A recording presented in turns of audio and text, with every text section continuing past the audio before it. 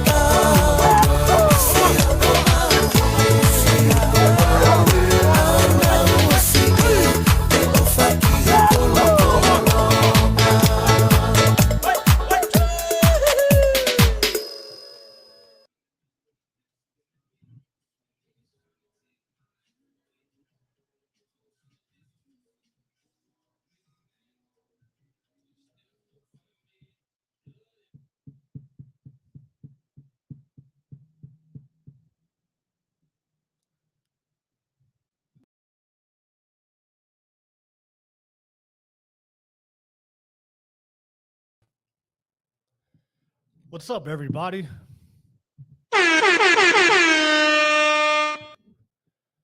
Welcome to another session of the Masculinity podcast, live out of San Francisco on this beautiful Thursday evening. Masculinity podcast, where we focus on masculinity, self-improvement, and purpose. As always, we have a great show planned for you guys. I hope you guys like that podcast video music in the beginning. Always good to get some jams, some tongue and jams in there to start off the podcast. But as always, I have a great show planned for you guys. We have a good topic to discuss. And as always, to all the Kava drinkers out there, some words of endearment. Something I just learned tonight. I was watching a podcast based on Stoicism. It said, you guys already know I'm very big into physical health, strong body, strong mind. But the quote goes like this: train your body vigorously, so that way it is not disobedient to the mind. Man, that hit me so hard. But I'll definitely explain that in more context. But we have a great show planned for you guys as always. Cheers, Ofatu. Everybody out there. And we have a great show. Let's get it, y'all. Let's get it.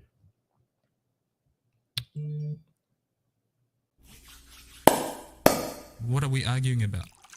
A man is gonna do what a man wants to do. Yes, all on your wrist. Make you my wife, you no longer my bitch. Let's get it. My name is Will. I'm the host of this show, the number one Polynesian podcast in the world. Dripping in Versace. All these other hoes trying to copy. Women tend to bounce around in relationships. They can't stick and stay in a long-term relationship. Again, don't agree with this. Just So let's say, are you still in it? Are you still in it? no. So you're basically saying I'm a whore. This content is not suitable for the children under the age of 18 without adult supervision. Please be advised. So I just wanted to take the time and make this video to apologize to absolutely nobody.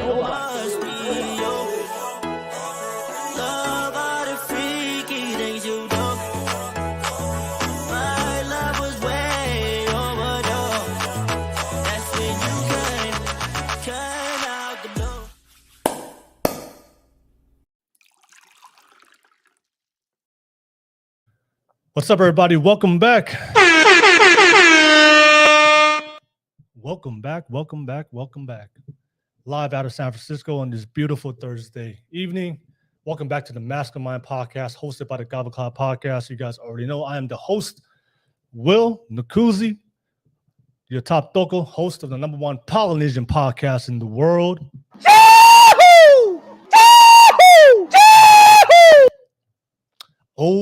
Let's get it, y'all. We have a great show planned for you guys. As always, thank you so much for watching. Thank you so much for all my people out there who subscribe to my channel. People support my channel. Thank you so much, as always.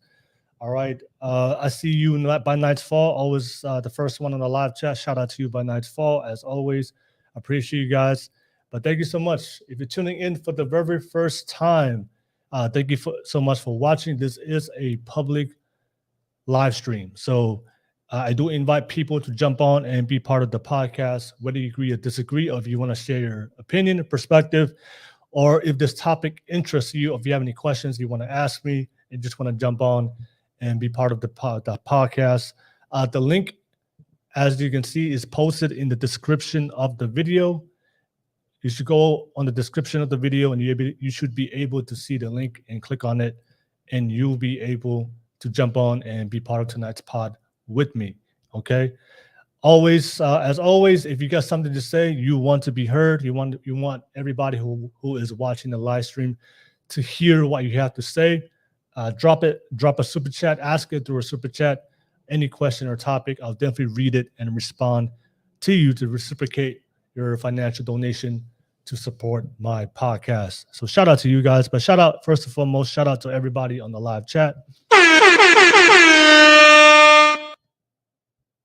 Let's get that live chat popping. I know there's a couple of you guys already watching this right now. So if you are a supporter, if you love the content, you see value in the content, definitely say hello on the live chat, show some love on the live chat, and just say hi. And of course, you guys already know the topic we're going to discuss tonight. Does the world really want emotionally vulnerable men? Okay, that's going to be obviously this is a good topic we've discussed in past podcasts. Definitely want to focus on that on tonight's podcast. Definitely something that's important, especially in a world that we are raising emotionally vulnerable feminine men. Okay. But yeah, thank you so much, everybody. Don't forget to like and subscribe for the algorithm. And let's get right into it. Okay. I'm just making sure. And of course, quick mic check. If let me know if my audio is not working. Let me know the audio quality, if it's good or bad. Okay, so I just want to make sure that the audio is good. I think for right now, the audio is good on my end, but I don't see any complaints from anybody on the live chat. So my audio should be good and the video is good. But let's get right into it, y'all. But before I go into the topic of tonight's discussion, I do want to talk about those words of endearment. Those words of endearment I mentioned before in the very beginning. I was watching this podcast about stoicism. Really good podcast. If I do find it, I'll post a link on the YouTube live chat. You guys can definitely check it out. Big fan of Chris Williamson. I don't know if you guys watch his content, but I'm definitely a big fan of his content and the quality of work that he does. Something that definitely aspires me to get to that level. Obviously, I'm still early in my podcast journey, and it's always good to have high standards for yourself, something you can pursue and pushing your limits to be the best you can be. But they were talking about stoicism, and the quote I mentioned early in the podcast was, train your body vigorously so that way it is not disobedient to the mind. I believe that is a very powerful statement. Obviously, we're going to talk about emotional vulnerability. A lot of men out there today in this modern time, they lack emotional control, they lack self-control, and they lack emotional discipline. And we've talked about it in the past. As masculine men, and you guys know the 3 tenets of masculinity that I have discussed on this podcast to describe and define what masculinity is, in my opinion, for a man, is accountability, resiliency, and discipline. And our role and duty and responsibility and obligation as a man, as a father, as a husband, as a leader of the household, our job is to make sure that we lead and make positive decisions in order to give our family the best life possible. And it is really hard to do that if you don't have any emotional control, or if you make decisions based on how you feel instead of making decisions that's going to give you the result that you want and the outcome that you want for your life. But ultimately, that quote resonated with me because you guys already know I'm very big on the physical health. I really take care of myself physically. It really does help me. It's one of the things I like to do when I'm stressed out, when I'm going, when I'm mentally challenging, when I'm just mentally going through things in my life and just experiencing the things that I go through on a daily basis. Working out allows me to, get that stress out and to kind of base myself back, especially when things are just not going well, when things are not going according to plan, which is part of life. Nothing goes the way you plan. When the plan doesn't work, you adjust the plan, but you don't adjust the goal that you want for yourself. That's just part of life. But yeah, I do believe in that saying, strong body, strong mind. And I think one of the reasons why most people struggle to be mentally tough is because they don't make sure that their body is able to be strong enough to be able to enhance the mind. It is really hard to be mentally strong if your body does not reflect, is not strong as strong as your body, because whatever your body goes through it's going to react and how you feel. And it's going to react to your mentality. And I think part of your mental health and part of your mentality is going to reflect based on how you feel physically. So that's why I do believe in strong body, strong mind, right? Because if you you can be the most inspirational, mentally positive person in the world, but if you have an overweight, physically ill, diseased body and you're suffering with diseases because you don't take care of it, you're not going to feel good. And if you don't feel good emotionally, it's going to affect your mentality to some degree. So that's why for me is when I heard that quote, train your body vigorously so that way it is not disobedient to the mind. Because a lot of us, we know what to do. We know what we want out of life. And most of us, if you really ask ourselves that deep question, the reason why most people don't execute is because in order to pursue your goals and dreams and to accomplish great things in your life, it's going to take energy. It's going to take focus. It's going to take pushing yourself when you don't feel like doing it, which is part of being disciplined. And if your body is not right, if your body is not strong, then you're always going to succumb to the weaknesses of your physical body whenever, especially the times when you don't feel like it. So mentally, you're probably strong. Mentally, you probably want to do something for your life. But if you don't have the physical body to execute it, you're going to struggle. You're going to struggle. So that was very profound when I heard that statement, when I was watching that podcast about stoicism. And I do believe that having a very strong body, it does help in your stoicism as a man. It does help in your emotional discipline as a man. And it does help you execute and give you the energy and the strength to push yourself to accomplish the things that you need to accomplish in your life. But nevertheless, that was something I was watching earlier today, right before I was as I was preparing for my podcast, and I think it was something I'm definitely going to remember for the rest of my life. But let's get right into the topic at hand. Okay. Let me go. I'm trying to find. Okay, there we go. Generally, what they're saying. So the topic we're going to discuss tonight. So the topic we're going to discuss tonight: does the world actually want emotionally vulnerable men? Obviously, we've had discussions. If you guys have been watching my content, I've had multiple discussions in the past, not only with men but also women, but also with a mixed panel about the discussion of should men be emotionally vulnerable, not only to women but also to the world, but to society. Okay. And obviously, if you guys have been watching my content, you guys already know that I disagree. I don't believe that men should be emotionally vulnerable.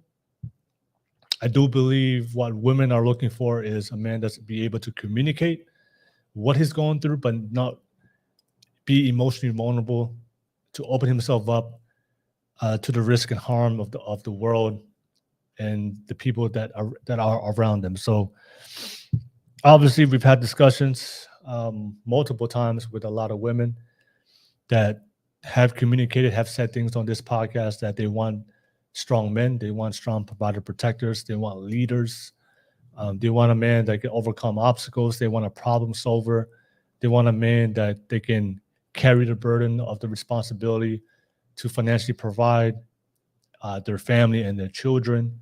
So these are the qualities and these are the type of men that women describe when we have the podcast and the dating show on Saturday.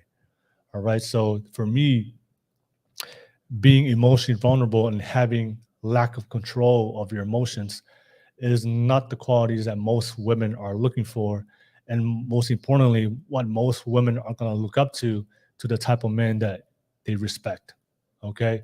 So for me, I believe that the narrative and this teaching that this modern progressive society, especially the modern postmodernist society that we're seeing today, where we are raising and telling young men to be vulnerable, to be emotional, to be in touch with their feelings. And I think that's a disservice and harmful advice in order to tell men that's going to really hurt them.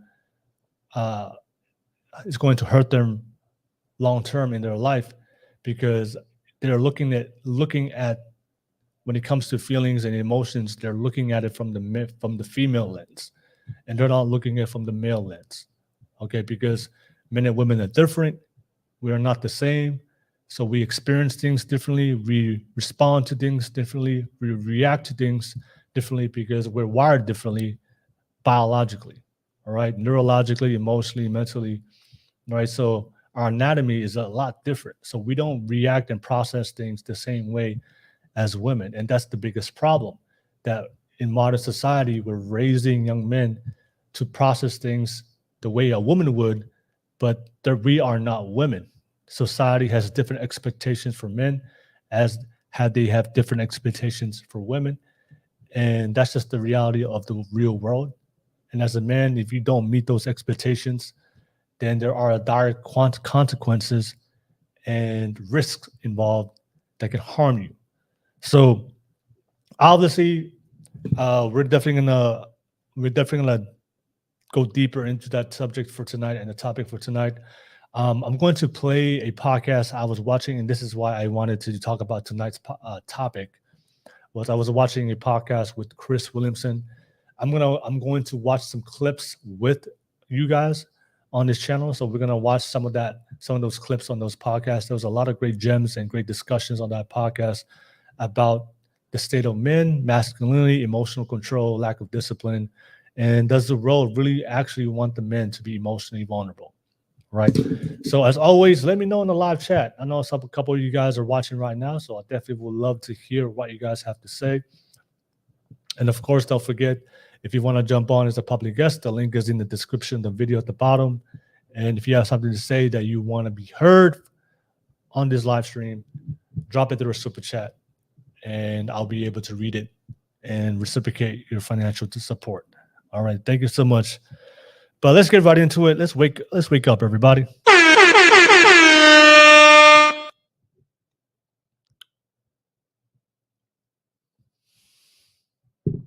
All right, so I'm going to play that podcast I was watching earlier today, and I'm going to react to it and respond to it as we're watching it. But it was such a great podcast. It ignited me to talk about it tonight. That's why I wanted to talk about it, to share this. And obviously, for all the young men out there, I highly recommend, especially the internet. I said this yesterday on the podcast last night. There's literally no reason of why you can't get the information that you need in order to apply it to your life to self-improve as a man. Obviously, every single man's life's different. Your struggles are not my struggles. Everybody goes through different struggles depending on the stage of your life you're in and depending on the journey of your life as a man. But oftentimes I do hear from a lot of men, they often say, oh, I don't know, right? I don't know how to do it. Oh, nobody taught me. Nobody I didn't have any strong, real role models to teach me these things or teach me these skills or give me the knowledge that you have. So the reason why that is, I don't accept that as an excuse. It's because of this, right? The internet, social media, the phone. There's literally no excuse for you to not find the information that you need, or the steps, or the blueprint, or the things that you need in order to self-improve in whatever part of your life. So that's why I say you don't have to go to college to be successful. You don't have to go to school to be successful. Everything can be found on the internet. So it's free. It's free as well. So that's why there's literally no excuse, especially if you live in the West. If you live in a different country, obviously, so especially if you live in a third world country that's constantly in war, especially Palestine and Israel, yeah, I would accept that as an excuse, right? But if you live in the West, right, in America, then there's literally no excuse for you to find information. So if you're struggling right now as a man when it comes to emotional control, when it comes to your emotions and how to deal with it, on how to control it, all right, and not letting it allow you to get triggered based on certain things in your life, especially in your circumstances that you're going through.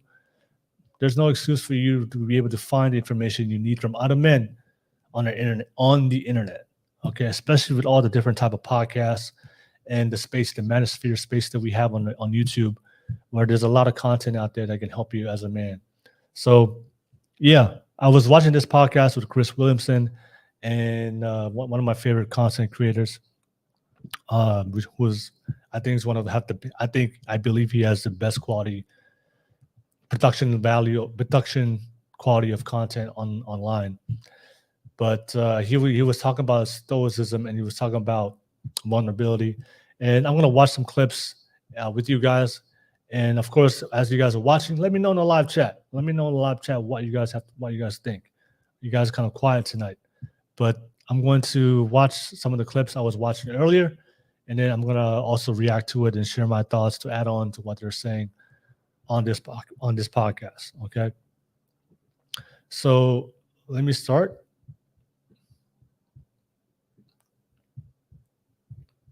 There we go.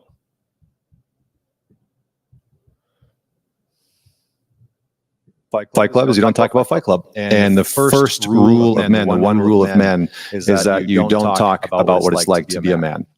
Specifically, a man who is suffering or struggling. So if you're having a hard time, the rule is don't talk about it. If you're going through, the ringer, wife's left you, your pickup truck's broke down, your kids are having a hard time, you're having a hard time at work, hate your job. Generally, the rule is don't talk about it. And so I think that's one of the main things that we see I see a lot of men battling against. They've sort of been compressed underneath this rule for a long time. I know this was what I went through for a very long time. I grew up in what I call the Texas, Canada. We have big trucks, we got oil, we got guns and cowboys, but it's minus 36 months out of the year, right? So a little bit different on that front. But I think that one rule is the thing that a lot of men really struggle to get out from underneath. And what it leads to is some type of rock bottom. I think a lot of men are convinced, again, at least this is my experience, this is the path that I sort of fell down, convinced that things aren't actually going to change until they bottom out, because there's nowhere else to go when your version of strength is I have to suppress, I have to push things down. My anger, my anxiety, my sadness, my grief, from having the woman that I love leave me or whatever it is. When you have to suppress, and you've been told that if you can push things down long enough, if you can avoid things for long enough, that you will somehow be stronger for it. It creates a very strong part of you that is actively working against you. So we can talk about that in a sec, but that's the one rule of men. And man, I love Fight Club. I just got to say, it's such a good movie in so many ways. right, so I wanted to first react to that first part because that's always the first thing I always see, that especially in the men, the type of when I was growing up as a kid, as guys, we were always. I don't think anybody taught verbally communicate that to me growing up as a young guy, but I did see that a lot of the men in my life, they didn't talk about their problems or complain about their problems. Oh, if you did complain about your problems, everybody would just tell you to man up. All right, stop being weak, stop being a bitch, but get your shit together and man up and make it happen. All right, no excuses, no complaints. That's what I saw from the men in my life growing up in Tonga. So that's in general, that's always the general rule of guys. We, traditionally men were taught were raised to be strong, to be to be stoic, to be courageous, and oftentimes, and I think I've seen it in every culture, but I know it for my culture, as men, that we don't talk about our struggles and the problems that we experience eternally with ourselves. Okay, now that's one of the biggest criticisms that I do hear, especially in this postmodernist society, this very equal feminist society, and I hear from a lot of women, they would label that as being toxic. All right, men who don't open up, men who don't talk about their feelings and emotions and their problems and their weaknesses, those are that, and telling young men to be able to not talk about those things is considered toxic, or toxic masculinity.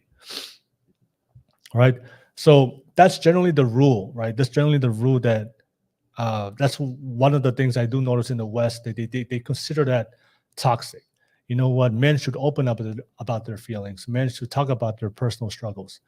So what I do notice, especially in modern society, is even though they highlight the things that they believe is toxic, and they encourage men into getting in touch with their feelings, but the one thing that's missing from the conversation is they never talk about the risks and the consequences of a man being vulnerable and emotional vulnerable in the world. Right? So they would always talk about, they will always talk about our predecessors, the men in the past. See, a lot of these guys, they never talk about their feelings, they never talk about their emotions. The suicide rate of a man is higher than women. A lot of men out there who they're alcoholics because they don't deal with their problems eternally. They use narcotics and substances to deal with their problems and deal with their depression, or deal with their mental things that they're going through eternally. So that's why they're telling young men today to do opposite of that, is to be more vulnerable, but they don't realize that there are a lot of risks and consequences of a man being emotional and vulnerable to the world. So also what we fail to explain and express when we have these discussions is the biological context of why men are raised to be strong. And that's something that's never discussed about, especially we live in this age of everything's about feelings, subjectivity over objectivity, feelings over facts. All right. So we never talk about the biological reason why men are raised to be strong, to be stoic, to be disciplined, to have control, to be assertive, right? It's because we have different roles in society. And what a lot of people fail to understand also, especially people living here in the West, that the reality is life is hard for the average person. Life has always been hard throughout most of history. Life has been difficult most of history, especially most of the world. Life is only recently being good and being peaceful, and we're enjoying the benefits of living in a very modern society, especially here in the West, in America.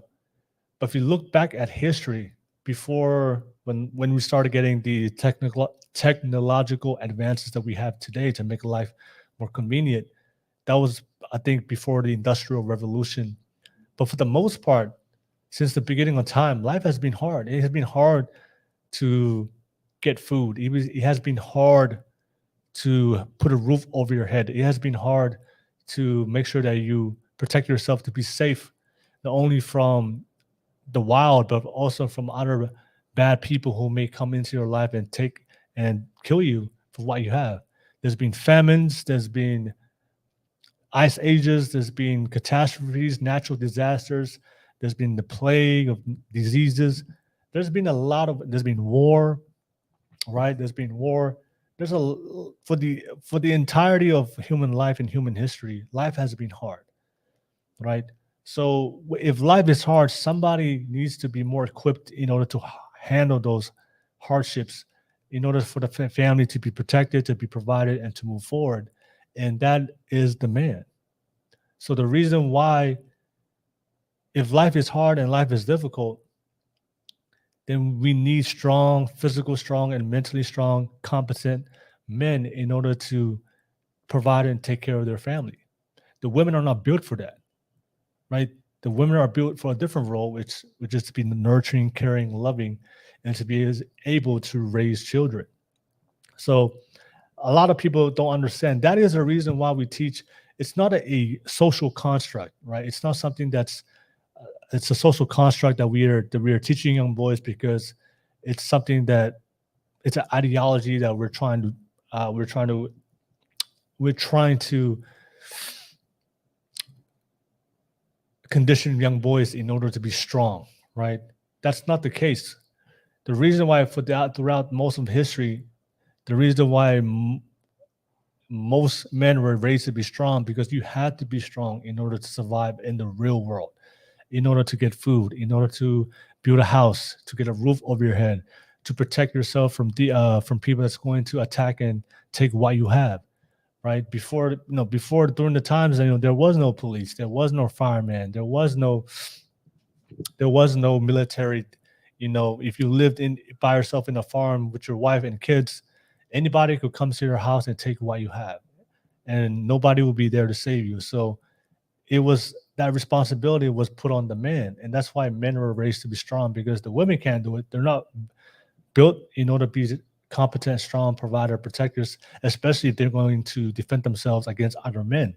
So it only makes sense that in order to survive in the real world, that you need strong men, and strong men have always come together throughout history to overcome every single obstacle that we've gone through since the beginning of time throughout human civilization to lead us today.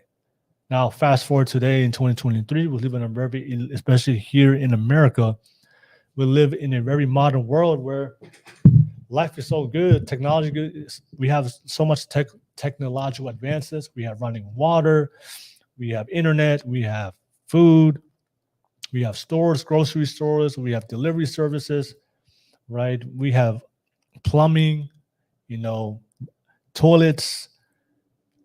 The life is so easy. So right now in Western society, as a man and women too, even though men do build the infrastructure, but life is so good, so comfortable, it's so convenient today that men, you don't really need to be strong, physically and mentally strong as a man in order to survive here in the West. But if you go outside of the West, if you go out there to the real world where billions of people are surviving, billions of people don't have nutrition, don't have food, billions of people don't have an infrastructure, don't have a place to live, don't have running water, don't have electricity, natural gas, cars. Those people have to be tough, not only the women, but especially the men in their families. So that is why that the people here telling, especially the women, especially this postmodernists, they're telling young men to be feminine. They're telling men to be in touch with their feelings. They don't realize that the realities of the real world of men have to experience throughout the history in the past, but also today, that the things that men go through and the struggles that we go through, the only person that's going to be able to fix his own problems in his life is himself. So that's why the general rule for a lot of men is like, we don't talk about our feelings, and we don't want to talk about our problems. We just want to fix it, right? Because the world is not going to fix a man's problems. You're going to have to fix your own problems. You know, men are expected to be strong, to be provider protectors, and there's a biological role and a reason for that, you know, right? In order to be able to handle the responsibility of raising a family. If you're not strong, if you're not mentally tough, if you're not competent, right, then the people around you, especially in the dynamic of raising a family, the people around you are going to suffer because they're not going to be able to handle the consequences or make the decision that you need to do in order to provide or protect the people that you're responsible for. So that's why I like that the beginning of the podcast, we talk about the general rule.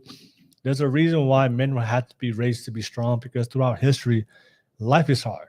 And I know for most people in America, they don't understand that reality, because we live in a very comfortable world where men can be weak and we can still live a good life. But in the real world, where majority of people are suffering with famine, with the lack of water and lack of electricity and basic necessities that we do have here, we take for granted here in America, you have to be strong in order to survive. If you are weak, you're probably going to perish and not going to live long if you live in a third world country. All right. You have to defend yourself physically from other people that's going to come in and take and kill you for what you have. So that is why men are raised to be strong, because the women can't do it. The women are not able to protect themselves from other men.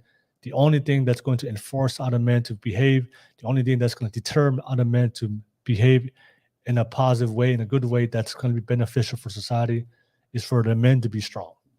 All right. So especially the good men have to be strong. So that's a general rule of why we raise boys to be strong. So I actually like that part, you know, that the general rule, you know, of Fight Club is not to talk about Fight Club. And it's one of my best favorite movies of all time as well. But let's keep watching.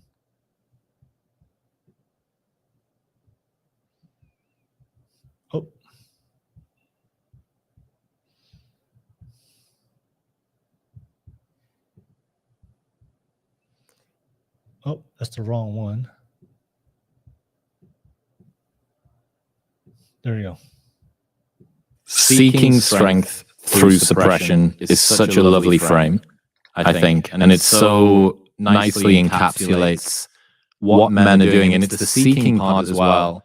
You know, it's grasping for it. It's almost like a wistfully hoping that it's going to appear. Like if I just push my emotions down enough. And the other thing as well is it's not all untruth, right? There is a part of male mastery which includes standing up under pressure, which includes being able to be a bulwark against difficult things, the vicissitudes of life. You are the one, you know, what's Peterson's piece of advice? Be the strongest man at your father's funeral, right? Like that, you know, there are times for this where it is your job to be emotionally stoic and to do this stuff, but as with almost everything, taken to an extreme, it ends up becoming a toxin instead of a tonic. Yeah, when that modality becomes our way of living, right? This modality of I'll gain strength through suppression, I'll gain strength by ignoring the things that I'm, you know, the areas of my life where I'm hurting, right? The fact that I hate my job, or, you know, my relationship is really challenging or going through a hard patch and I don't feel like I can talk about it, or whatever it is. When we buy into that method of trying to develop psychological strength, we are actually weakening ourselves in a very real way. And again, like you're saying, that's incredibly true, right? Men have this wonderful blessing and a curse. We are blessed with the capacity and the ability to sort of muster up the courage and the strength to push through some of life's greatest challenges. And I think that's, you know, society in many ways and the world. Let me see.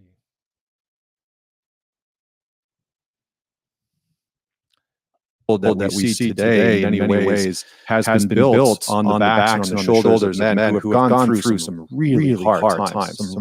Yeah, so your comment sideways. You said there's an echo. I just checked on my own. I was watching it on my phone and the replay on my YouTube. I don't hear echo from my end, so I don't know if that's from you sideways. But I was just playing it right now on my phone. That there's no echo on when I was watching it on my phone.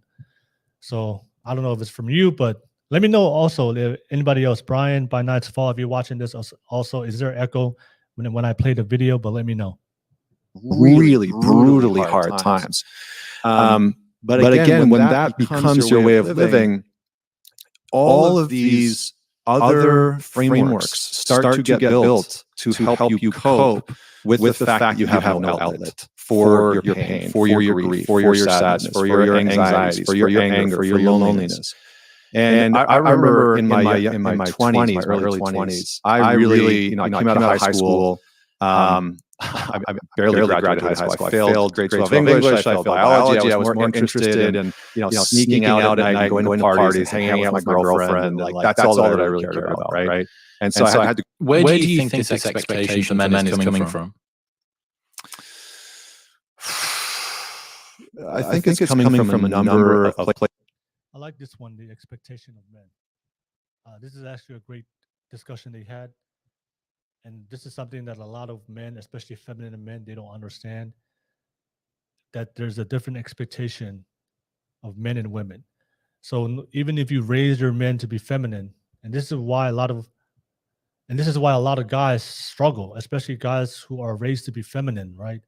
They're raised to be feminine, they're raised to be more to act like women.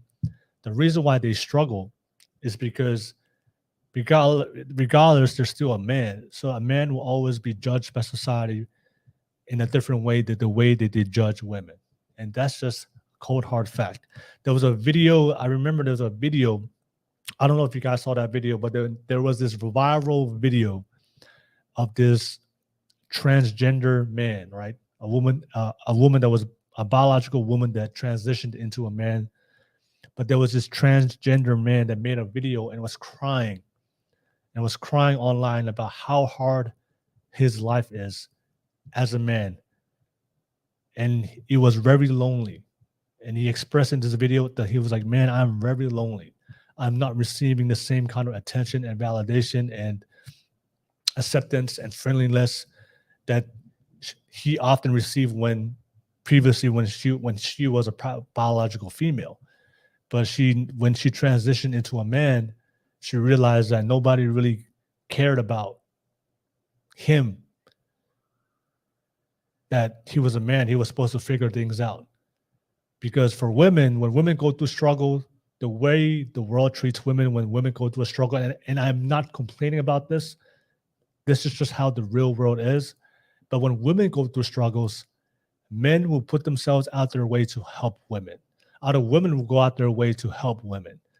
The world, society, the government, the community, the church will go out their way to help women. But when men struggle, nobody goes out their way to help a man.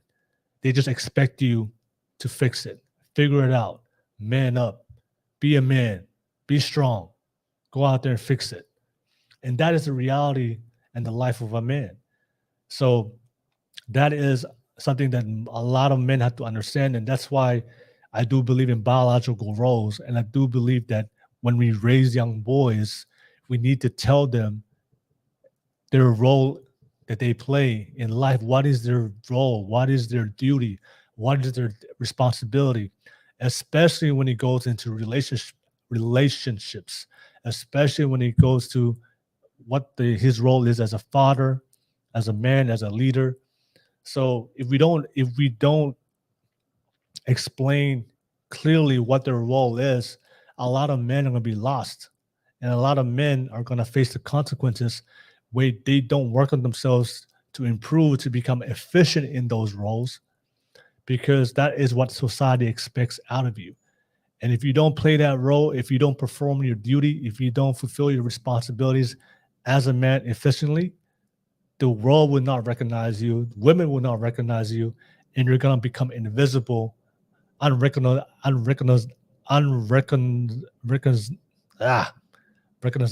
I can't say that word. But you're going to be a man that's just unnoticed by society. And that can be really, really hard. And a lot of men go through that. And I've gone through that when I hit rock bottom in my life, right? So that is the difference. Expectations of men being strong, that is a biological reality. Like I mentioned before, there's a biological reason why men need to be strong. Life is hard, and the reason why we're biologically built the way we are is to be able to handle and carry that hardship for our families. So that way our families can survive. Okay. But yeah, but this is actually a good take. I was listening to this. But as men and women, we have different expectations. We have different realities, and our journeys and path in life is a lot different. All right. There's an old saying, women just are, and men have to become. And that is the reality of what men need to understand. And if boys are raised to be feminine, to be raised to be in their feelings and not understand their duty and responsibility as men, that's why a lot of these feminine men are facing the backlash and the hardships and the reality when they go into the real world, when they go outside their bubble and they go out there and really start dating and start going competing with other men in the real world.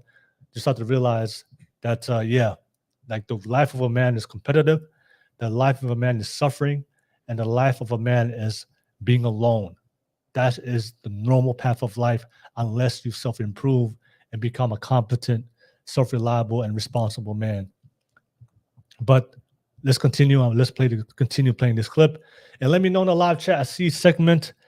There's no echo here. Oh, yeah, I think, sideways. I didn't hear echo. I just checked on my phone. So I think maybe coming from your end. But let me know in the live chat if you're watching this right now. Let me know what you guys think. And of course, this is a public show. Anybody want to jump on as a public guest? The link is in the description of the video. And if you want to be heard, drop a super chat. But let's keep it going. Places, I think historically, from an evolutionary standpoint, life has been very hard. And we've had to do some incredibly hard things to just survive. I think that's the nature of our existence. I think to ignore that is, infantile. I think that's part of it. I think socially, we sometimes buy into a narrative that we have. I just wanted to add on to what he said about life is hard. And that is why it's so important for men. That's a great part he mentioned in the conversation. The reason why men need to be strong and not be emotionally vulnerable, but have emotional discipline where they can overcome hardships in their life to make decisions to move forward when things get hard in their life, because life is hard. Sometimes I reflect, and some of you guys have watched my podcast, been following me for a long period of time. And a lot of you guys may know my story already, but if you don't know, I grew up in Tonga. I was raised in Tonga. I moved here in America. Didn't come from money. Family was poor, but we did enough to survive. We did enough as a family to work together in order to have food and to have a roof over our head. But that's how I grew up in Tonga. All right, obviously moving here to America as an immigrant, bounced around, living in different family members' houses and homes just to make it. Went to high school here, and of course, I went to college. Realized that in order to go to college, I had to get a scholarship. My family did not have the financial means to put me through college, so I had to go out there and work hard and learn a new sport in America that I've never played before, back in the islands, and did enough in order to earn a scholarship. Gonna go to a 4-year college, got an education, and came back. After done with college, obviously I have the chip on my shoulder as an immigrant. I have an immigrant mentality that I truly want to be successful here in America. My parents, I worked really hard, and shout out to my parents. I really appreciate the work that they do, especially looking back as being a younger man. I did not understand the sacrifices my parents did, but now I fully understand it now, being a full-grown adult. But I want to give my family a better life, and I want to make sure that the sacrifices my parents went through as immigrant Tongans to give me some kind of foundation so I can be able to start at our starting place, give me a different starting point in my life that's a lot better than theirs. So that's my goal in life. That's one of my mentalities I've always had. That's why I've been grinding majority of my life. Ever since I got out of college, I've been working 80 hours a week. Ever since I got out of college, minimum. I have never worked a 40-hour a week job. I have never worked a job where we had the weekends off. Since the beginning of when I got out of college and I was able to get a work employment visa to legally work here in the US, I've been working 80 hours a week. 80 hours a week is my normal work week. Yeah, my previous professions. And I made good money. I was making good money back in the day. But sometimes I think back about my life and I reflect on it. I would not have made it this far in my life as a man, as an immigrant, as a Tongan, growing up in Tonga from a family that didn't have much, and moving to a whole new country, learning a new language, learning the different cultures, the pop culture and the different American culture and norms here in America, and adjusting to modern society.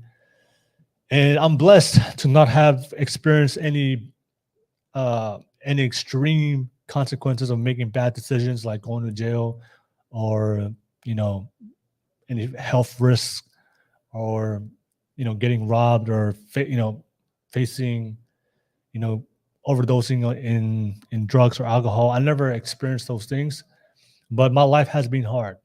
And I reflect back on my life, man. If I was mentally weak, if I was mentally fragile, if I had the mentality that victim mentality to blame the world for my situation and for my circumstances and not take accountability and responsibility for my own life and just push through when things got hard, which I was taught as a young boy growing up in Tonga, I wouldn't have made it this far, right? I would not have made it this far in my life if that was my mentality and what I was taught as a man. Obviously, you guys see my podcast journey starting 2 years ago, right? Almost 2 or 3 years ago. I've come a long way in my podcast. Obviously, I still got a lot of work to do to improve as a podcaster, and I'm constantly working on it every single day and putting in the work, even when I don't feel like it. But I wouldn't have made it this far if I was basing my decisions in my life based on how I feel.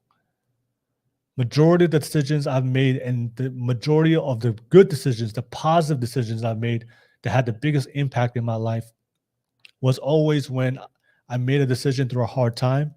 And even though I didn't feel like it, even though it was risky, even though it was going outside my comfort zone, but those decisions, as I look back in my life when I took risks, when I pushed through, when I didn't feel like, when everything was falling apart, but I had to wake up that day and keep going to work and keep pushing and keep working on the things I needed to work on myself.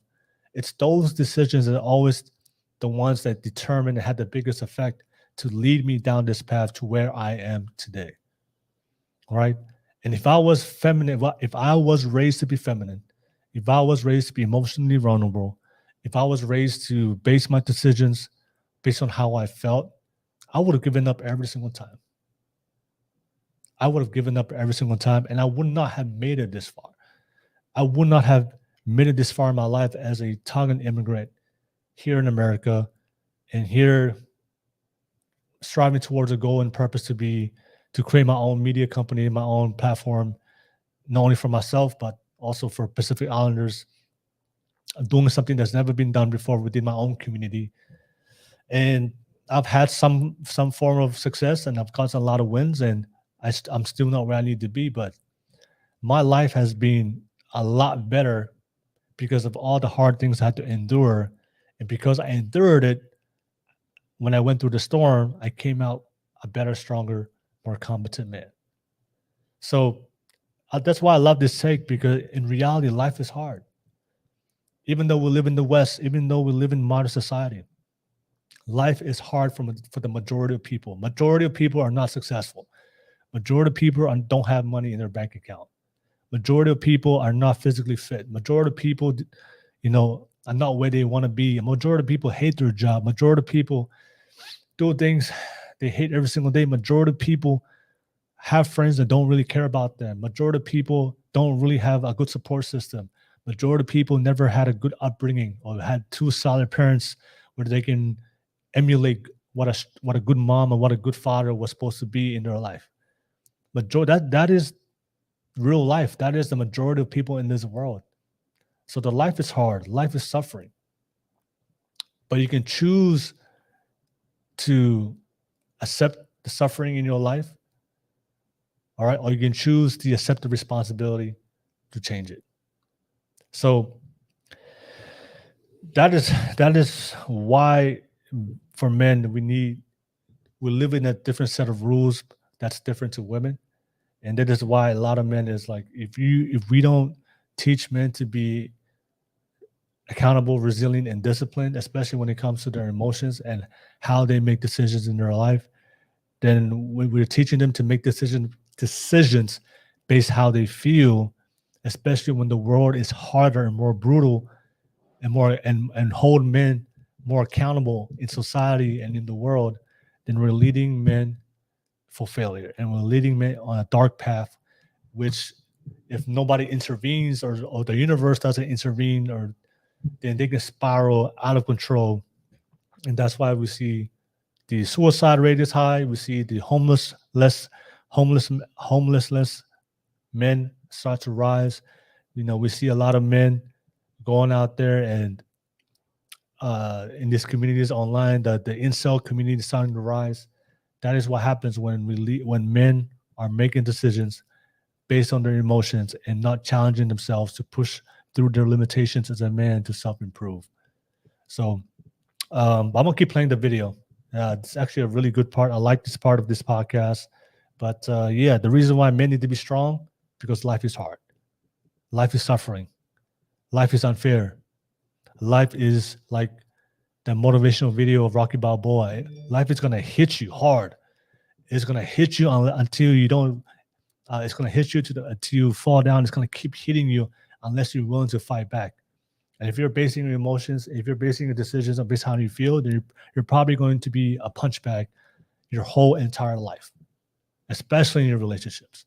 At some point, you need to put those emotions aside and say, fuck this. I don't like this situation. And I don't know how to start. I don't know where to go, but I'm going to fight back. And I cannot accept this reality. It's just too much pain. It's too hard. So, like that saying, if you do what's easy, life is hard. And if you do what's hard, life will be easy. Okay, but let's keep it going. Let's keep it going. Let's keep playing. Have to be more together, more sort of put together than is necessary in order to get women's attention, right? There's this notion that if you're a man who is just, supremely put together, that's the ultimate sort of attraction point for a woman. And so I think that's another part of it. And then I think that I think that a lot of us as men have competition-based relationships where we're subtly competing with one another in the background of the relationship. And it doesn't leave a lot of room, right? If you're in competition with somebody, the one thing that you don't want them to know about are your weaknesses, right? So if I'm competing with you, even though we might be best friends, we might have known each other for a decade, the last thing that I want you to know, if I'm unconsciously competing with you, is where I feel weak, where I'm really struggling. Yeah. So men are more likely to withhold whether they're struggling financially or sexually. He actually makes a great point on this right here, right? What is the definition? Let me pull up the definition of vulnerability real quick. Definition of vulnerability.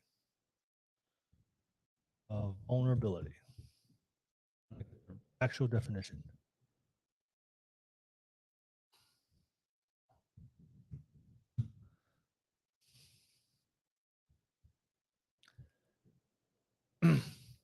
The vulnerability, the quality or the quality or state of being exposed to the possibility of being attacked or harmed, either physically or emotionally. Okay. So the reason why I wanted to share that, because on this podcast, he made a great point. All right. He made a great point on this podcast. The reason why it is very dangerous for a man to be vulnerable, emotionally vulnerable, because you don't know the type of people, you don't know the intentions of the people around you. And usually people who are emotionally vulnerable, they tend to put themselves in positions where they are get taken advantage of other people, other women, other men, especially the world. And he made an also very profound point. The life of a man is based on competition, right? A man's value and usefulness in this world is based on his ability to provide and protect. And amongst other men, it's very competitive because the life of a man is based on a hierarchy, right? The better you self-improve as a man, the better you, the more resources, or the more knowledge, or the more competent you become, you start to rise in that hierarchy of men. And then when you rise in that hierarchy, that means you get to be able to attract better quality women. And of course, you'll be able to live a better quality life. So it is very extremely competitive in the life, in the world of a man. And if we're teaching young men to be vulnerable, emotionally vulnerable, like the definition of vulnerability, right? I just put it, I just played it on this tab. The quality or state of being exposed to the possibility of being attacked or harmed, either physically or emotionally. And that's what's happening. And that's what's happening to a lot of these guys, that a lot of these guys are being emotionally vulnerable to in the real world, and they're getting taken advantage of. They're getting taken advantage of not only in their relationships, but they're getting taken advantage of in their financial aspect of their life, the emotional aspect of their life, their reputation, depending whatever their relationships are with people in the world. And that's why it's very dangerous for guys to put themselves out there, right? It's literally like going into the woods and with an open wound in your chest, and instead of trying to fix the open wound and heal it, you're just so naive that you just go out there to the woods and just, you know what? I'll be safe. I'll be okay walking through these woods, even though there's a million creatures right there that can kill you when they sense or they smell the scent of your blood. And they're going to come and you're definitely going to die as you're walking through that forest. It's the exact same thing in the real world. The real world is brutal. It's not sunshines and peaches, right? It's not this rainbow and sunshines that a lot of us we see on TV. It's not a reality show that we see on TV, or it's not a cartoon or a Disney movie. In the real world, there are people out there that will take advantage of you. And telling men out there to be emotionally vulnerable, you're just making, even though life is already hard for a man, but their life is going to be a lot harder, and it's really going to push them into situations that could be avoided if we teach men to not be emotionally vulnerable, but to emotionally have self-control, to make rational decisions and logical decisions, especially when things get hard. Okay. But how many times and of course, if you go on YouTube, right? If you go on YouTube, there are a lot of content out there, not only in the different platforms on IG, on Twitter, on YouTube, of men sharing their experiences of what happens, the consequences of being emotionally vulnerable to the wrong woman, emotionally vulnerable to other men that did not have their best interests at heart, that took advantage of them. They took their money, they took their business, they took their family, they took their women, or they took their house, or whatever it is. All right. Or a lot of men, they suffered the consequences, going to jail, being caught up with the wrong people, right? Or whatever it is. So there are stories out there of millions and millions of men. I would say billions of men, because a lot of those stories are never told, because as men, we're not told the general rule of Fight Club. Like the beginning of this video, we don't talk about Fight Club. regardless of the problems we go through, we don't talk about it. And especially sexual assault, right? If a man gets sexual assaulted, most men do not even talk about it, right? Because society is just gonna look down on that man. Oh wow, you got sexually assaulted. Oh man, like that's not manly, right? And that's just a hard reality. Like the life of a man is different. If a woman gets sexually assaulted, the whole world is gonna go after that man and make sure to put that man in jail, or depending how bad that sexual assault is, like sometimes society would just put him to death. All right. But if the man gets sexually assaulted, nobody really cares. You're supposed to be a man, like deal with it. Right. So the problems of what men go through is a lot different, and the way the world reacts to it is a lot different. That is just the reality. Okay. But yeah, being vulnerable is entirely it's pushing men to put themselves in dangerous situations that's going to harm them long term, right? So being emotionally vulnerable to the wrong people, to the wrong woman, that can destroy a man's life, literally destroy a man's life. And there's a lot of countless examples of that. And sometimes a lot of guys do not bounce back. A lot of men, they don't bounce back. They don't have the support network. They don't have the good quality people around them, or they just don't have the mentality or to be able to bounce back and build themselves up. And unfortunately, there's a lot of men out there that decide to delete themselves, delete their lives, and take themselves off this world because they were just too emotionally vulnerable and they didn't make the decisions, and their life fell apart, and society stopped giving a fuck about them. Women started not giving a fuck about them, and they hit rock bottom.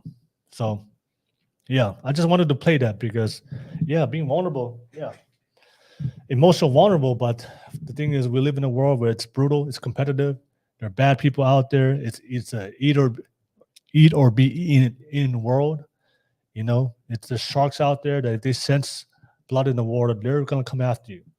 Especially if you're a man that's trying to rise up in the hierarchy and you want a better quality of life. If you're trying to compete with those guys are gonna come. They're not just gonna give what they have to you. You have to go out there and take it. That is the real world of what men have to go through. We have to compete. We don't wait for things to happen. We go out there and make things happen. If you see something, you go out there and take it and you work for it, right? You put in the work to accomplish it. But the other men that's in that space, the other men that have what you have, what you want as a man, they're not just gonna roll over and give it to you. You have to fight for it, and that's life. So yeah, you're not gonna just go walk up to that guy, hey man, I want your job, I want that career, I want that spot. I want what you have, and before I compete with you, let me just emotionally be vulnerable to you and just tell you all my secrets, my dark secrets, my vulnerabilities, my insecurities, my problems, my weaknesses. Yeah, good luck on that. You're not going to survive, and you're going to eat you alive in the real world, especially other men and women too. So the notion to be vulnerable, the definition of vulnerability is just the possibility you're putting yourselves in harm's way. The definition of vulnerability is against you. So emotional vulnerability is not where men need to be raised and need to be taught emotional discipline and control to be able to channel and funnel those emotions, especially when you're going through hardships, to make a positive decision that's going to give you the outcome that you want and self-improve you want as a man, to become the man you've always wanted to be. But let's keep it moving. But as always, on the live chat, thank you so much. I see you 4240 on the live chat. All right. But as always, let me know what you guys think on the live chat. If you're watching, I know there's a few of you guys on here. And don't forget, this is a live podcast. If you want to jump on and be part of the podcast, the link is in the description. And of course, if you have something to say that you want everybody to hear, and I can read it and respond to it, ask a super chat to donate to the channel. But let's keep it moving. Let's keep playing that video. And you guys should watch this podcast on your own if you have the time. Like I told you guys before, if you have a phone, there's a little, and of course, if you're not where you want to be in life as a man, if you haven't found your purpose as a man, you lack discipline, emotional control, you definitely should watch this podcast on your own, the full podcast, and not just watch the clips here with me. You got to put in the work. But let's keep it moving.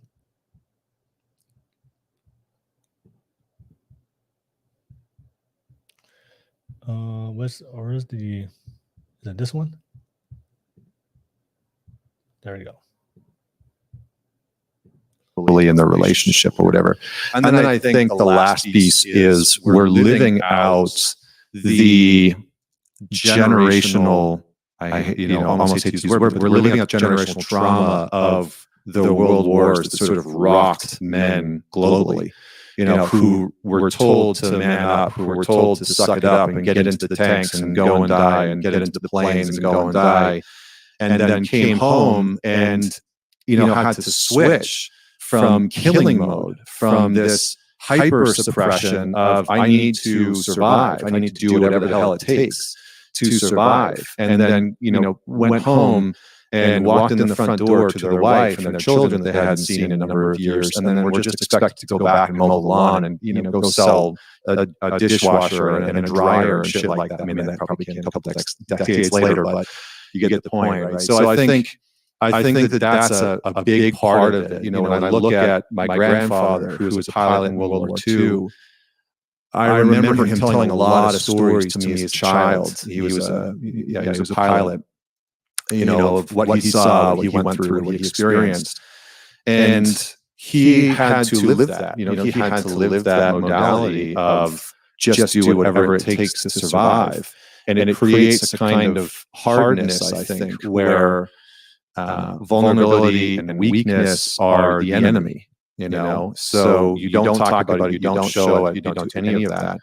But the reality is that in any strategy, the best, whether it's war strategy or military strategy, the one thing you look at is what are our weaknesses? Where are they objectively? You really want to know what your weaknesses are and where the enemy might actually come through.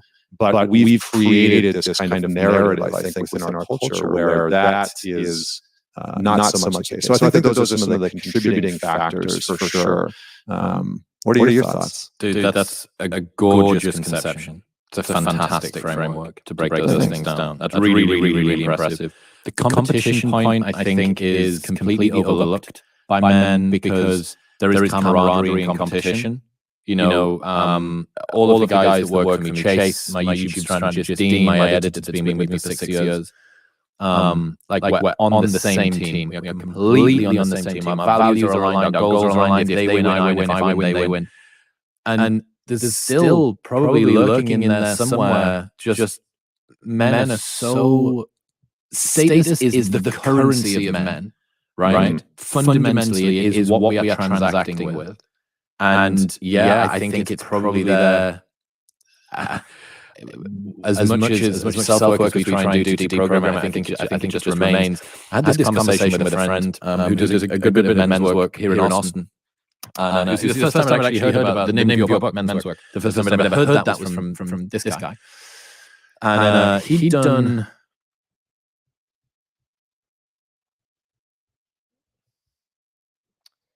Yeah, I wanted to respond to he said I don't know if you guys he said something about the status, right? I want to add on to what he said. So status, right? Status is the currency of men. That's really profound to me because, like I mentioned to you guys before, why the life of a man is competitive, because in order to get the things we want in life, especially a better quality of life, is we have to rise in the hierarchy of men. Okay. And the thing is, in order to be recognized by society, in order to get respect, because respect is one of the biggest things we value as men, right? In order to get respect from the world, from women, from other men, is that we have to become competent, right? We have to be able to find some kind of value that we can contribute towards society. It's usually our contribution is always on the form of providing and protecting. All right, that's usually the way that most men are able to build their value and also gain some kind of recognition in society, some status in society, to gain some kind of respect from not only from their peers, from the other men, but also from women as well. So a lot of guys, if you are not working on yourselves, or if you're not becoming competent in your life to be responsible, to be accountable, to be resilient, to be disciplined, and be able to be a strong provider, protector, then you're not going to have some kind of status at all. And if you don't have status at all as a man, then you're not going to get respect. And you're not going to get respect from the world. You're not going to get respect from society, and you're not going to get respect from women. And that is a very, very hard life to live. I mean, I live a very good life right now, and I'm not where I want to be, but I'm constantly working. But I damn sure know that I'm not where I used to be. I've gone through my struggles. I've gone through my rock bottom. Maybe on a different podcast, I'll definitely go and explain about that. But I don't want to talk about it. It's not because I don't like talk about my problems I go through, but I can talk about the things I've learned. There's, like I told you guys before, there's a lot of haters out there that would like to use the things I would share personally about myself. But I would say that if you don't have no kind of status in your life, and there are a lot of guys right now, and they're not working on self-improvement, they're invisible to the world, they're unrecognizable. You know, they're just existing in life and nobody really knows. There's a lot of men out there today that if they passed away, they died today, this very second, the world will continue on, their life, their family members, their friends will continue on, and no one will actually remember who they are. They'll just throw them in the ditch, throw them in a hole, put some dirt over it, and that's it. And for me, that's sad. And the reality is there's millions and millions of men out there that at the bottom of the hierarchy and the status level of society, they're in the very bottom. And if they die today, nobody would shed a tear. No one in this world will never know that they existed because they have not accomplished anything that's worthy in life to be recognized, to be respected, and to have a legacy. For me, legacy is so important to me. I just can't fathom the idea that I wasted my life, my one life that I have in this world as a man, that I didn't do anything in this world to contribute to the world, to contribute to my family, to contribute to society, to be remembered, to be respected, to leave something behind, to leave my mark on this world. I just can't fathom living a life of being invisible and being at the bottom and being unrecognizable and being disrespected every single day. And I see men like that. I see men like that every single day. I've seen men like that in my previous professions, in my previous jobs. I see my men out there who are just giving up on life, who are emotionally vulnerable and letting people and just telling their weaknesses and their vulnerabilities to the wrong people and getting taken advantage of. And those men are, unfortunately, they suffer. Or worst case scenario, they delete themselves. So status. That is extremely important. That is our currency as men. That's how we recognize each other as men. That's how we respect.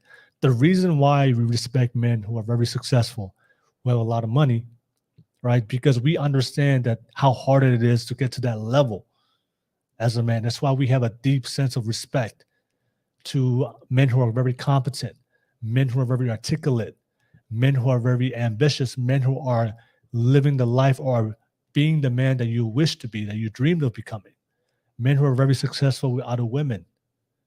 You know, the reason why we hold those men to high esteem and prestige and respect is because we understand as men, especially the men who are at the bottom, which are majority of the men. The reason why we look up to those men, because we understand how difficult it is to accomplish those things, to become that type of man. So when we see men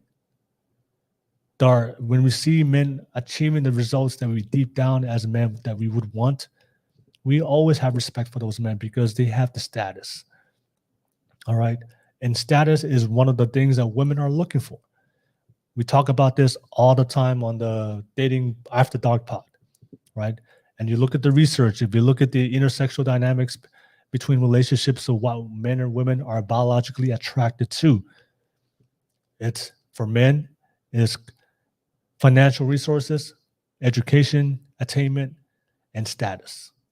Because a man with status, that tells women that he is a strong, competent provider, protector. Women know that men with status, that he's there for a reason. He didn't just get there by luck. All right. He didn't, if a man has a yacht, he didn't just accidentally get the yacht. That man has built up certain strong, they know for a fact that if he was able to buy a yacht, that he is competent, he's smart, he's intelligent, he's business savvy, he's good with, he's very ambitious, he's very dedicated, he's very disciplined. That's the reason women know this inherently. That, okay, if that man owns that boat, if that man owns that house, if that man is dressing a certain way, if it's eating a certain restaurants or driving a certain car or living a certain lifestyle, that they know that man had to build themselves up, even though they never saw the work that he had to do to become successful. But they understand that that man is a pretty competent, strong man, and that is the man they want to be with, right? And for women, it's different. They don't really have to be highly successful to get a yacht. They just have to be pretty beautiful and pretty. So that's why for a lot of guys, when we see women on a yacht, we don't really respect the women on the yacht because we know they didn't have to work in order to get on the yacht. They were just attractive and pretty and just existed, and probably were found on social media, got an invite, flew over, they bought that, flew them out, and they got on that yacht. But that doesn't happen to a man. So yeah, status is an important thing. Really good point on that. The status is our social currency. And if you don't understand that as a man, then you're gonna struggle. Like, you have to know the rules of the game, right? That's always something I always hear in business.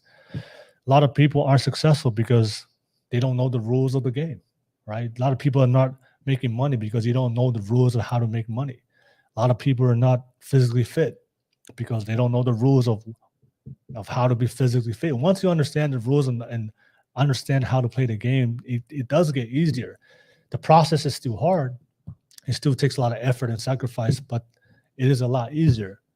So as men, we need to understand the rules of the life of a man in order for us to compete, to get the outcomes that we want as a man. Okay. But let's keep it moving. I see you. I love my space that way on the live chat. Thank you so much for watching. But let's keep it moving, and we're going to wrap this up pretty soon. But let's keep it moving. And where are we? There we go. I think he was about to go and do ayahuasca, and he'd done a ton of psychotherapy in advance, which I respected, as opposed to just being a spiritual tourist and jumping into the deep end. He tried to do some of the work at Ground Zero first. And he had this conversation with his therapist, and thinking about the impact of some emotionally damaged men in a barrel of other emotionally okay men. And I remember reading a study about how if they wanted to work out whether poor performers bring down a team or whether great performers raise up poor performers. And they tried putting different combinations of high performers and low performers in a team together. And they presumed, we've got a team of 6, 5 of them are amazing, and one of them is lazy, and we can test and see what goes on. Surely the 5 people are going to bring up the one. And then they didn't. The way that it seems like sort of human team working and human emotions work is that it kind of meets at the lowest common denominator. And I wonder whether, in a group of guys, if one of the dudes, not everyone's father has military history, mind you, but like not everyone's do. But how many military emotional inheritance men do you need in order to be able to like spoil the barrel, so to speak? One of my favorite quotes I've learned from you as well is, men face a conundrum: have your shit together and also be able to talk about it when you're struggling. I love that conception. I think it's really right. Yeah, there's this double standard that shows up with men's vulnerability and men's aggression, in the sense that you should be able to be vulnerable or be aggressive, but you should also be able to temper it at at your whim, right? Like you should have complete control over your vulnerability. You should have, you should be able to talk about it when necessary, because that's the big push that we sort of hear socially, right? Like men just need to be more vulnerable. If men were just more vulnerable, society's problems would change, men's problems would change. And I've kind of railed against this. I love what George brought up from the Tin Man on your conversation about that study in the UK with men who were suicidal, or men who have taken their own lives. That 92% of them, 92% of men in the UK that have taken their lives were in therapy. Right? They were talking about their issues, and then 80% of those men that were in therapy that had taken their life were labeled as no risk or low risk. Right? And so we're so culturally and socially almost inept at being able to identify a man who's really struggling. Like we're inept. It's pretty bad. And I see a lot of men who come to our weekends, who come and work with me. Some of these guys are incredibly high performers. Mainstream rappers, Navy SEALs, entrepreneurs, et cetera. And then just everyday guys that are just trying to make a living, feed their kids. And across the board, it's shocking how many of them on the outside look like they have their stuff together, but internally are really struggling. And one of the main pieces that they talk about is that they know that there's a risk for being vulnerable. Right? They know that you've got your idea, the myth of male vulnerability. Mm-hmm. Mm-hmm.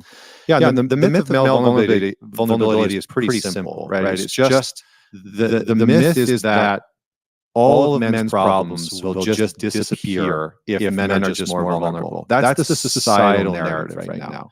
That men are being told ad hoc, right? If you just open up and talk about it, then you'll feel better, women will feel better, relationships will be better, and men will be better. And it's a very female-oriented approach to male problems. And it misses, much like I think a lot of the therapeutic industry is missing, it misses the actual challenges that men are experiencing. And so the myth of male vulnerability says you'll be okay if you open up. And it also misses out on the consequences of opening up, right? That you might open up to the wrong people, and they'll be like, "Oh, dude, you're such a pussy, and what the hell's wrong with you? Just shut up." And so you might open up to the wrong people, and it might not go well. You might also miss out on the consequences of if you open up to your girlfriend or your wife, and that might not go well, right? She might not know how to handle it or receive it. One of the things that we don't talk about culturally is that a lot of women do not know how to be with or receive or see a man's vulnerabilities. It's for a lot of women, it's very frightening. It's foreign, right? Imagine being a woman who grew up around a grandfather and a father who never cried, who never opened up, who never talked about their feelings. And then all of a sudden, here's your husband or here's your boyfriend of the year, opening up, spilling his guts out emotionally, crying in front of you, and you're just like, oh shit, what do I do with this? And so I've heard, some pretty bad stories where men have opened up to their girlfriends, and all of a sudden, 2 months later, their relationship's over, right? Or the sexual attraction's gone, or the conversations suddenly get stilted. And then they're like, wait, what's happening? I thought this is exactly what you wanted. I thought you wanted me to open up. But the reality is, and this is a funny one. I posted this the other day. I said, women don't necessarily want you to be vulnerable emotionally. Women want to know that you know what's happening inside of you, that you can communicate what's happening inside of you, and that you have the resources around you to support you. So that's the real crux of it. That's when women say, I want you to be more vulnerable, that's generally what they're saying. They're like, I want you to know what's going on inside of you and be able to communicate it and maybe have some resources, but I don't want to be responsible for supporting you with it. That's generally what I've seen a lot of people saying. So yeah, there's consequences. There's parts of it where guys, I think are sort of battling against some of the things that we've been talking about, right? The notion that if you do open up, you're weak. If you do share, you're weak. You're going to be ostracized. You're going to be isolated even more than you already are.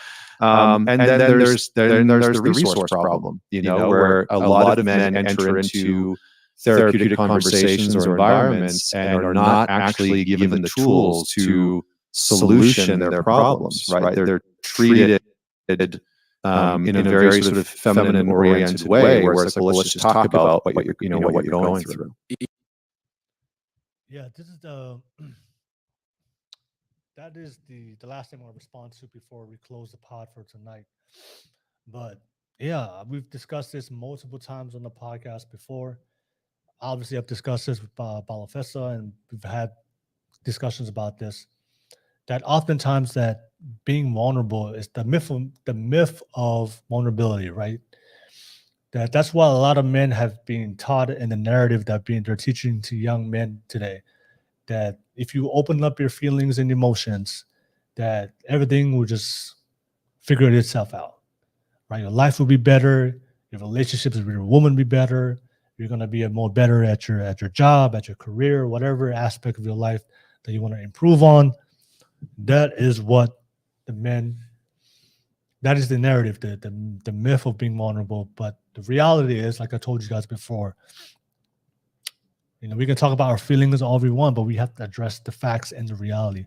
The reality is the world does not adhere and respond well to a man that's weak, a man that's incompetent, a man that's not strong and be able to fulfill his contributions and his role to society, right? Like I told you guys before, there are examples. The one thing about when we hear women are usually feminists, but we usually hear those postmodernists, they talk about men should be vulnerable and men should be more emotional. They never talk about the risk. They never talk about the consequences of being an emotional man. They totally disregard that and never bring that up. And also, they did talk about the stat, right? The stat about the study in the UK, right? And that's why for me, I'm against therapy. I mean, I don't believe in therapy, especially for men to figure out the problems in our life. Talking about our problems does not fix the problem. Fixing the problem, figuring out decisions, solutions, and making decisions, that's what fixes our problem. And we've already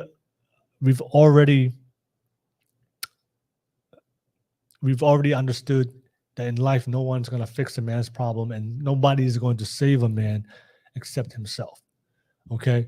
So, but that was a very strong point they made, that in a study of the men in the UK that were going to therapy, 92% of the men that deleted themselves in their life, they went to therapy, and 80% of those men were considered low risk men. That means they're considered that that's a man that was weak. And in society recognizes men who are weak.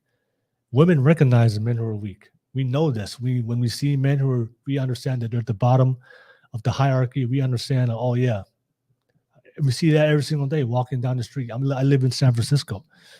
I see that every single day walking the street. Drug addicts, homeless men are gang members, and men are just dealing on the street and have literally threw their whole life away, or just mentally ill, or whatever they're going through. But I see that every single day, that harsh reality of what happens. If I had to imagine a hell, I would imagine that's what hell looks like for a man, right? So we never talk about the things, the risk and the dangers and the consequences of being an emotional man. We like to talk about the myth and the fairy tale. If you become emotionally vulnerable, everything's going to be rainbow and sunshines. And then the reality is a lot of these guys become emotional and become vulnerable, and reality hits them hard. All right. They get taken advantage of. Their girlfriend, their wife loses sexual attraction for them, and they walk away. So a lot of guys have faced a lot of the risks and consequences. And obviously the main point that we should take away from that survey when it comes to therapy, that the only way for men to improve their life is not by talking, right? Talking about emotion. That's why I'm against the emotional conversation of talking about our problems. Talking about a problem does not solve the problem, does not fix our lives, right? Fixing action, taking massive action, making decisions, right? Getting outside your comfort zone, doing things that's hard and necessary, not what's easy and convenient. All right. Pushing yourself, challenging yourself, right? Pushing your limitations, dig deep, learning a skill, improving your physical health, strong body, strong mind, improving your mental health, improving your financial situation so you can experience a better quality of life. Those are all things, those are all tools, those are all solutions that can improve a man's life. But spending thousands of dollars on hours of psychotherapy and psychiatrists to talk about your problems, and they don't offer no solutions, that's why their problems never go away. That's why their problems never get solved. It's because they can talk to a therapist for 3 hours every single day, but their reality still stays the same when they go back home, right? Nothing changes by talking. What changes is through action, and not only action, massive action. And also, I was watching one of my favorite podcasters I like to watch is Dr. Huberman. If you guys never heard about him, definitely check him out on Instagram. He really breaks down the biological aspect of what goes in our body when it comes to men and how we respond to certain things. But he said that testosterone, if you guys know, the testosterone is the hormone that makes us men, that makes us have masculine features. But that testosterone hormone increases when we progress as men. So when we take action and we get positive results and we accomplish some form of progression, biologically it improves your body. Actually builds more testosterone in your body. So not only that we know for a fact from just observe through life experience, I know for a fact that talking about our problem doesn't improve our life. It's actually getting shit done improves our life. But also biologically, the data shows that you will improve biologically, and your testosterone would increase as a man when you actually working and doing things and you see the progression in your life, it makes you feel better. And if you feel better as a man, you feel empowered, because once you start making little decisions, once you start putting in the effort, you start to see the results. You start to see the changes. You start to notice the different type of world that you're entering as you're rising up in the hierarchy of men. That if you were right here, you start to get to this level, you start to get to this level, you're going to start to notice that your life will change, right? The people you're around are going to change. The women, the sexual attraction and attention you get from women starts to change. The respect from the social circles, the type of quality of men and the people in your life starts to change as you rise up in life and you elevate yourself. So all these things start to change, and then your body will naturally accustom and adjust to it. And that's why the men we consider very masculine men, right? Men who are accountable, resilient, disciplined, according to my definition, the 3 tenets of masculinity. That's why we see these guys and they're really strong men, not only from a mental standpoint, a financial standpoint, but also from a physical standpoint. Okay. So yeah, so that was a good way to end the podcast. That if society or people are telling you to be emotionally vulnerable, that is not good advice. And do refrain from listening to that advice, and also understand the rule, right? Talking about your problems as a man does not improve your life, does not help you change your life, and does not help you fix the problems in your life. Taking action, making decisions, and putting effort behind it, consistent effort behind it, and taking risk, and having the courage to do the things that most people aren't willing to do. All right? That's how you're going to improve your life. If everybody in your life are suffering and you're all doing the same thing, and everybody has the same circumstances as you, and you don't like your circumstances, you don't like your problems, and everybody has the same problem, obviously the decisions they're making, the decisions you're making is not working. So you do have to do something that's opposite. And usually doing the thing that's opposite is going to require you to go outside your comfort zone. There was a good podcast I was listening to, Jordan Peterson. He said that one of the hardest things about change, especially when you hit rock bottom and you have to make a significant change in your life to become a different person, one of the hardest things of changing and transforming as a person is that you have to kill the version of yourself as you are today, so you could grow to become the person that you are supposed to become tomorrow. And that is hard for a lot of people because we are so set in our ways. We have habits. We have. It's comfortable to remain as you are. It's comfortable to keep doing the same thing, and it's easy and it's convenient. It's comfortable to hang around the same social circle.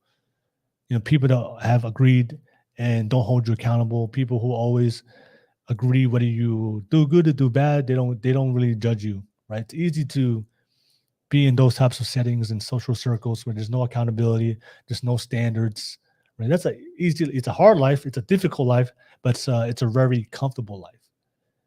And to go outside of that is you have to kill that version of you. And that is one of the hardest things you have to do, because the person you're going to become tomorrow, it's a whole new person. The man I am today, right now, October 12th, Thursday, 8:47 p.m., is not the same man. I am not the same person 5 years ago.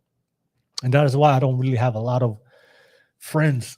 I have a very select group of men that I talk to, and I can count in the palm of my hand right now, that we have the same set of values and goals. And those are the type of guys I like to surround myself. But there's most of my friends 5 years ago, 10 years ago, my friends back in high school and college, I really can't hang out with them because I am not the same version of myself I was 5 years ago or 10 years ago, or if I was in college.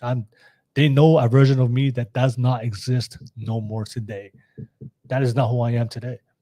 So that's why sometimes when I run into people that I knew in the past or family members, I find it awkward, because the things that we talk about is not the things I'm interested in, or it's not, I was interested in probably 5-10 years ago, but not as I am today. So, but yeah, that was a really good part to end off on that podcast. And of course, I recommend you check out his content. Chris Williamson, one of my favorite podcasters, makes one of the best content. I think when he makes one of the best quality production content as far as in the YouTube space and podcast space. Really great discussions, very great guests, very balanced, very based. But you guys should definitely check out that full video. If you guys have some time, you do have the time. You just got to fucking do it. Make the time.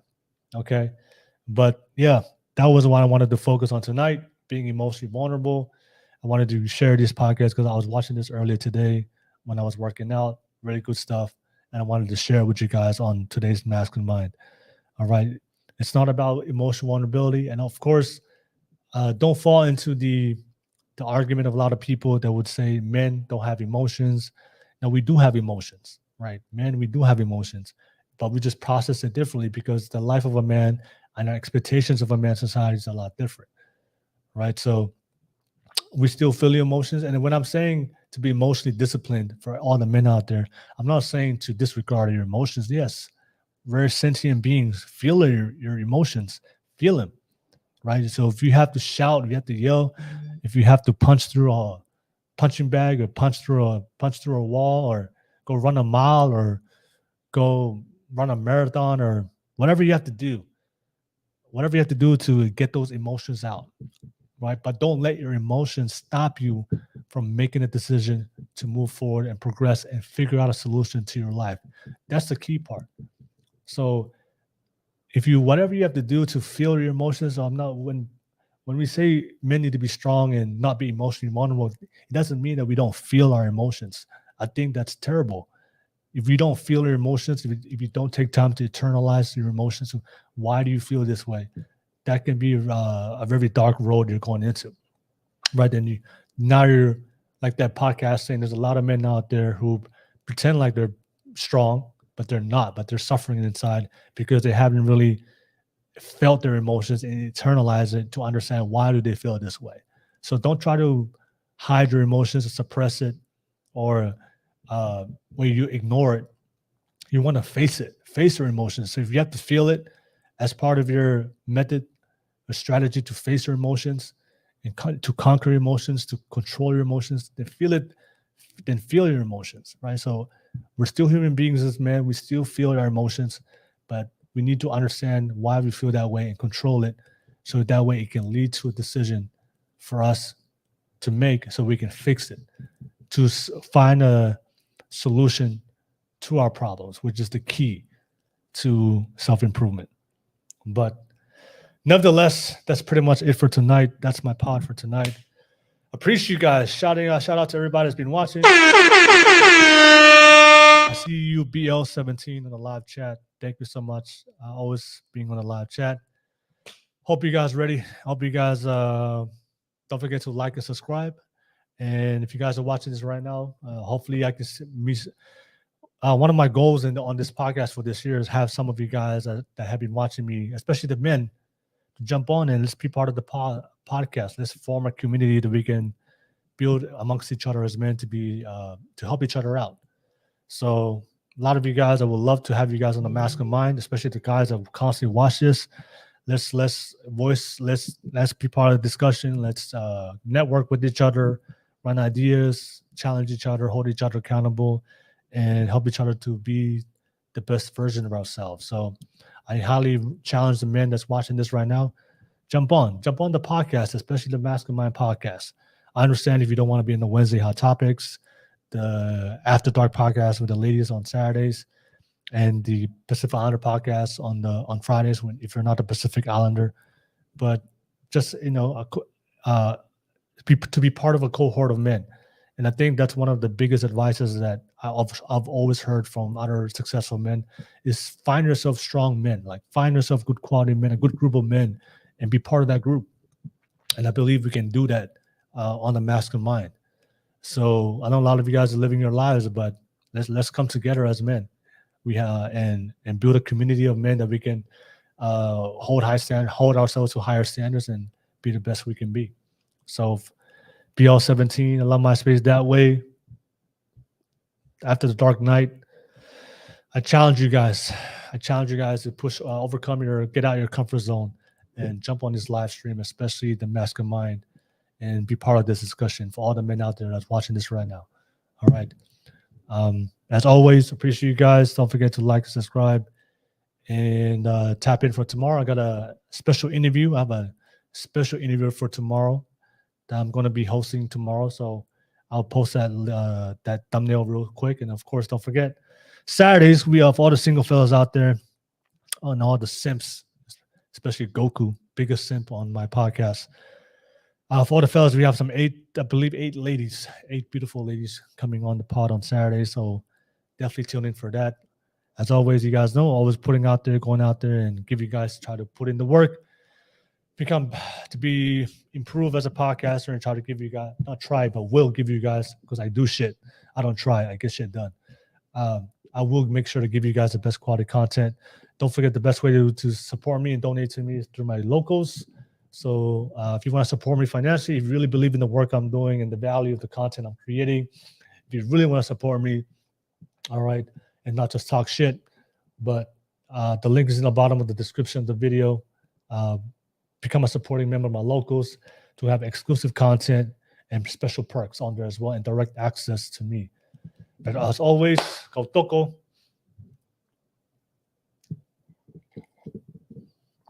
Final cup of kava for you guys. What can I say? I guess we'll end it off with this. The words of endearment for all the fellas out there. The only way you can fix your problems is it's not by talking, it's by doing. So hopefully, for my words of endearment for everybody out there, don't live your life to be the type of man don't live your life to be known as a man by your words, but to be known by as a man by your deeds and actions. I just made that up right now. So hopefully that's an original quote by Will Nakuzi from the Kava podcast. Become the type of man that's not known by what he says, by his words, but become the type of man that people know you because of your deeds and your actions. All right. That's the man that you should strive to become.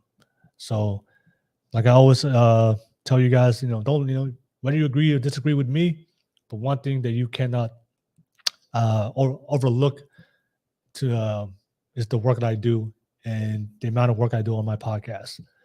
And men lie, women lie, numbers don't. Actions speak louder than words. So cheers to that. Cheers to that to all the fellas. Ofa'atu. And I challenge you guys to be on the Masculine Pod and jump on as a virtual guest. And let's build this community among us, man. Let's build this, man. Let's hold each other to become stronger men. And let's start building it on the Masculine podcast. So definitely join me on the next one. But until then, I'll see you guys next time. Shout out to you guys. Peace. Ofa'atu.